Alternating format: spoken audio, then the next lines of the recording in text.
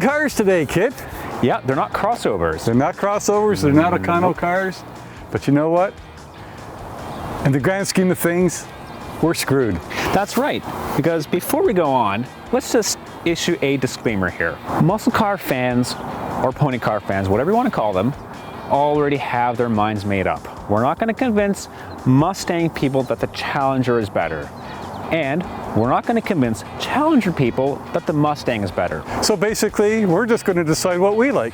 We're going to find out if the 2019 Dodge Challenger RT 392 Scat Pack wide body is easier to live with than Ford Mustang GT with performance package level 2. All right, let's hit the road in the Mustang.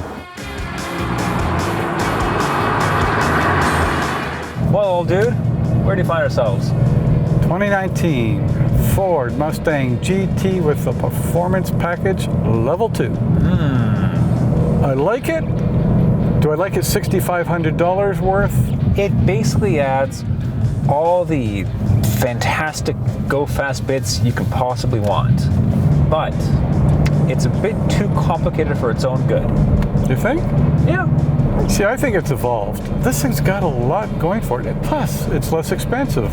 I mean, even with all the packages, the $6,500 of performance package level 2 and the Recaro seats and everything else, $62,000. It's still cheaper. You know what?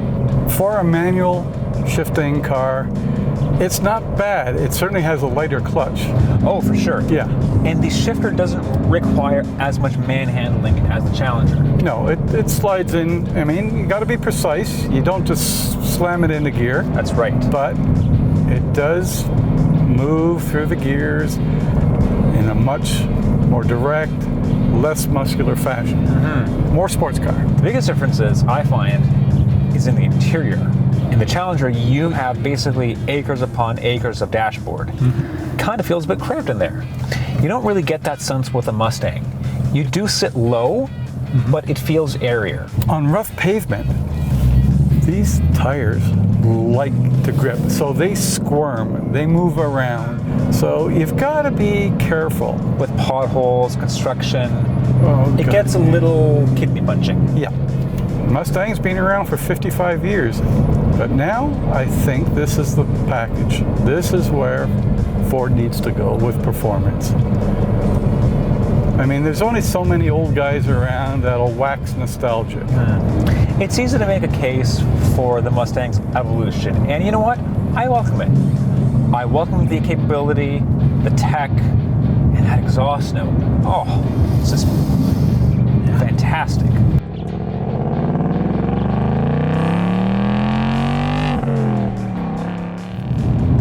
But does it really need quiet start mode or drag strip mode? No, it doesn't. But the basics are there. Gives you something to work with, gives you something to really enjoy. Yeah. And yeah, you don't have to go as nuts on the option packages. You don't need to spend more than $60K to get a good Mustang. No, absolutely not. I think you can get one for 55. But that being said, let's hop into the old school Challenger and take that one for a rip. Absolutely.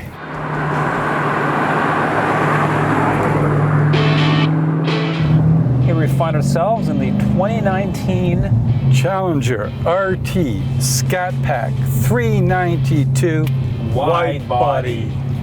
392 cubic inches of V8. or 6.4 liters if you speak modern. If you speak modern, but this is a retro vehicle, so I'm going to go with the cubes. All right, you got 485 horsepower.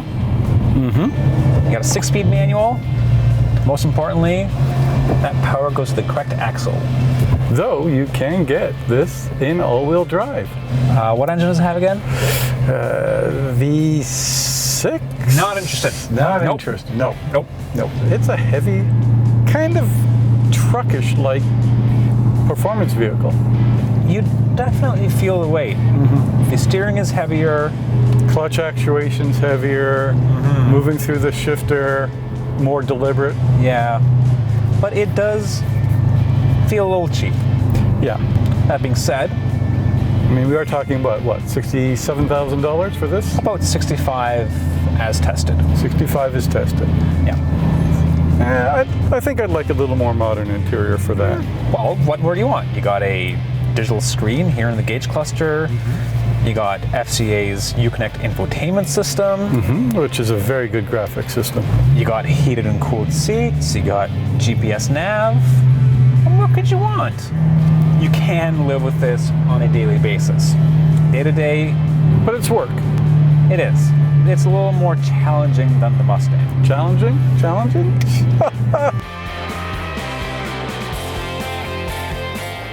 Essentially what we have with the Challenger is an homage to classic pony cars of the 60s and early 70s before everything went into a tailspin.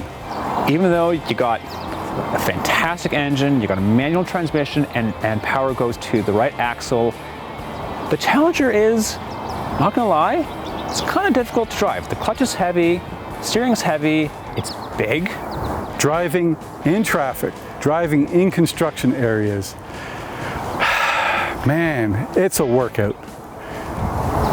Conversely, the Mustang, 55 years it's been in existence. It is the icon of the pony car set. Again, 6-speed, manual, power to the right axle. It blends old world with new technology. But at the end of the day, the Mustang is a little easier to live with. It's physically a smaller car. It's lighter weight, better fuel economy, easier to drive. It does ride a little harsher than the Challenger though. I'll grant you that. But what sort of tips this into the Mustang's favor is the fact that you can get a base GT with the performance package too. The good engine, the good transmission, and all the performance bits for just over $50,000. Meanwhile, you got to spec quite a few options to get the Challenger to be as cool as it is. But at the end of the day, while the Challenger is the better muscle car, it's essentially a love letter to the early 70s. The Mustang is the better sports car.